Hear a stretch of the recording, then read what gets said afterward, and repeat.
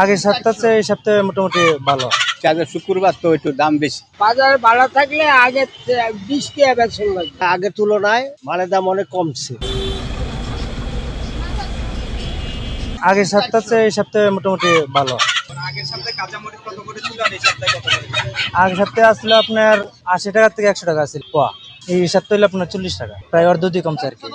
শুক্রবার তো একটু দাম বেশি। সপ্তাহে যে টমেটো কত করে কিনছেন?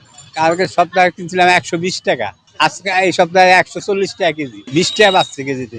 মরিচের দাম একটু কমছে। এইটা 20, এইটা 15, এইটা 15, ওইটা 15। পিয়ার শাক হইলো 30 আর লাউ শাকও 30, ডাটা 20, পাট শাক 15।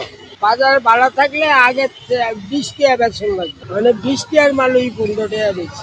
আগে দাম বাড়লে দুপুরের আগে বেচা গেছি, মানে রাত বেচছেও বাসি হয়। বেচা কিনে আলহামদুলিল্লাহ কাকা, আগের তুলনায় মালের দাম অনেক কমছে।